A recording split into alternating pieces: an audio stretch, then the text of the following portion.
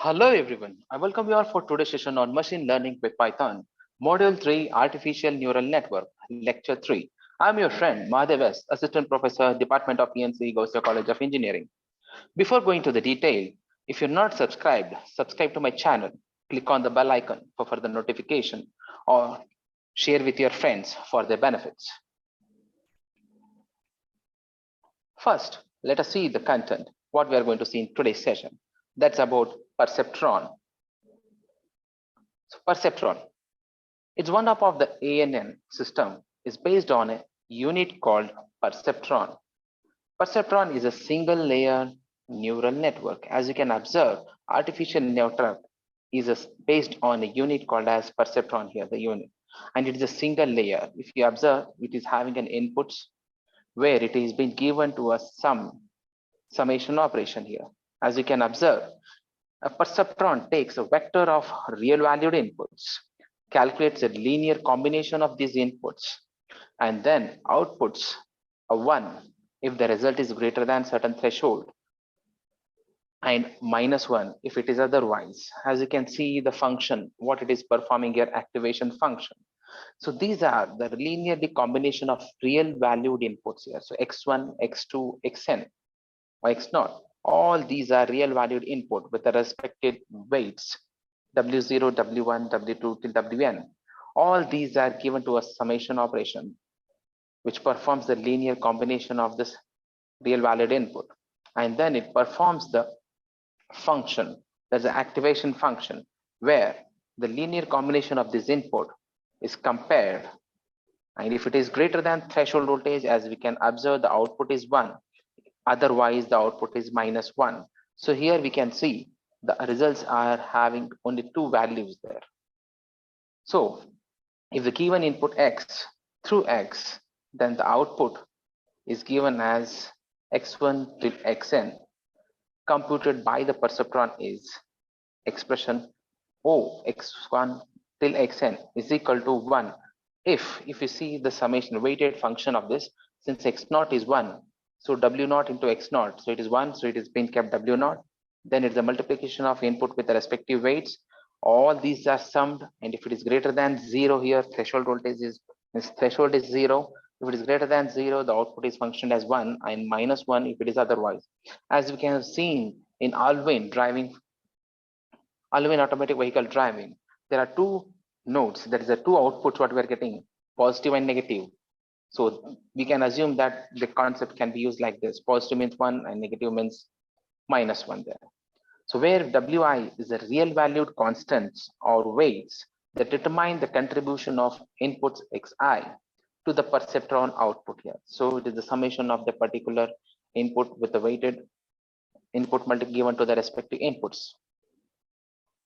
So sometimes the perceptron function is written as sine function of weighted input multiplied with the given input x. So we can see it gives you the positive result or a negative result. That's why we call it as sine of y. So if y is greater than the threshold, it is 1, otherwise it is always -1. So learning a perceptron involves choosing the value of the weights w0 to wn. Therefore, the space H of candidate hypothesis considered in perceptron learning is a set of all possible real valued weights. So whatever we are searching the hypothesis present in the perceptron learning concepts, we find the weights are all real valued. So learning a perceptron involves choosing the value of the weights. Therefore, the space H of candidate hypothesis considered in a perceptron learning is a set of all possible real valued, which is given by W, for W belongs to the real valued function there. So why do we need weights and the bias? Why we are doing there? So weight shows the strength of that particular node here. So whatever the nodes, the input node is given the weights, it gives the strength of that particular input bias. So a bias value allows you to shift the activation function. There's a curve up or down. So as we are seeing in the perceptron function, it is comparing with the threshold. So either it is having +1 or a -1. So that the biasing is required there. So this is the importance of the weights and the bias. Now, as we can observe, we want to see the representation of power of perceptron, how this perceptron is represented. So the perceptron can be viewed as representing a hyperline decision surface in the n-dimensional space of instance. So if you observe here in the figure, what is happening?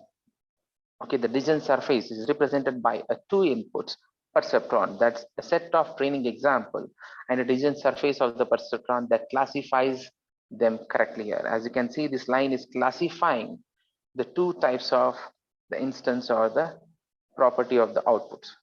So the perceptron output A1, for instance, lying on one side of the hyperline, and the output -1 on the other side of the hyperline as it is shown. So it is linearly dependent there. That's the important thing what is happening here, representation.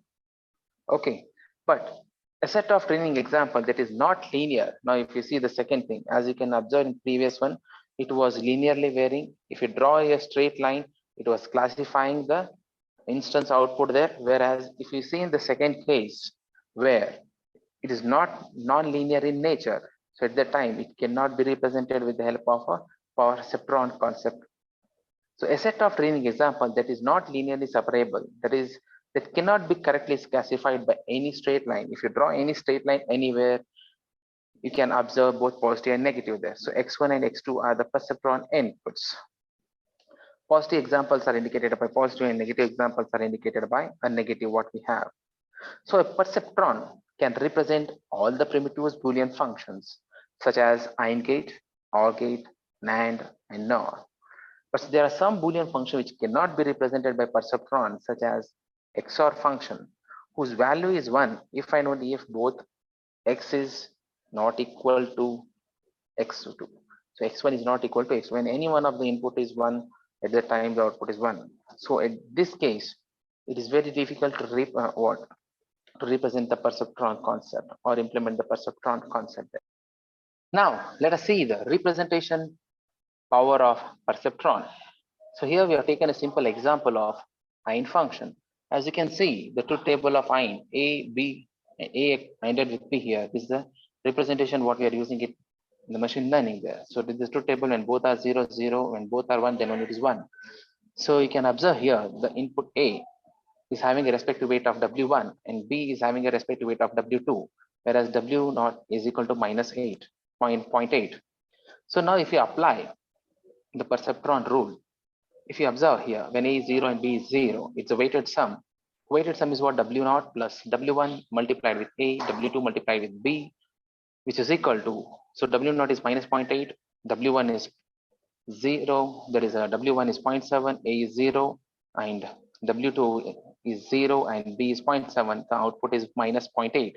Since the output is minus, it is less than 0, that's why the output is -1.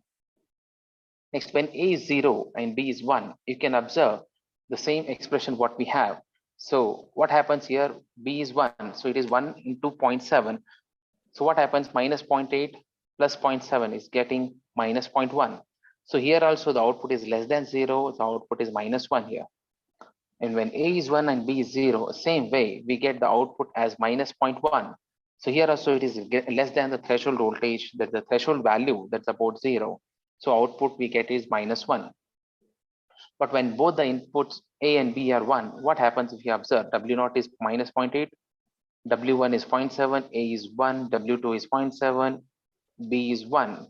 So what happens here? It is 1.4. 1.4 minus 1.8 is nothing but 0.6, which is greater than 0. So the output of a perceptron is +1. So you can see the function of a perceptron, how it is being satisfied with the help of a basic gate there. Now let us see the another example, representation of OR gate. So OR gate is what? A, B, OR. So when both are 0, the output is 0. When any one of the input is 1, then you can see the output is 1. Now same way, we have taken the value of A with respect to weights, and W0 here we have taken it as -0.3, which is less than the weight of the W1 and W2. If it is less, then we can observe the OR function working properly there. Now if you observe, when A is 0, B is 0, the weighted sum W0 plus W1 start with A plus W2 start with B, what we are getting? The output as -0.3. So it is less than the threshold value of 0. So the output is -1. Next case, when A is 0, B is 1, if you observe, the result is what? Positive. So it is 0.4. So greater than 0. So what happens? The output is +1. Whereas when A is 1 and B is 0, output is 0.4 again, greater than the threshold. So it is +1. When A is 1 and B is 1, both are 1, you can observe the threshold is greater than 0. So the output here is 1. So this is how we can see the power of representation of perceptron here. So this is the best way of one of the algorithm used it in the ANN there. But there, what is the drawback present in the perceptron? The perceptron rule finds a successful weight vector when training examples are linear. So as we have seen in the figure, if the classification is being linear, then this perceptron concept can be used very easily.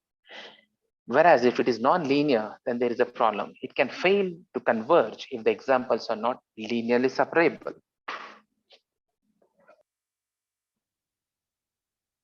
If you have any questions, go to the comment section, write down your questions, I will reply to your question. Or subscribe to my channel, click on the bell icon for further notifications, or share with your friends for the benefits. Thank you.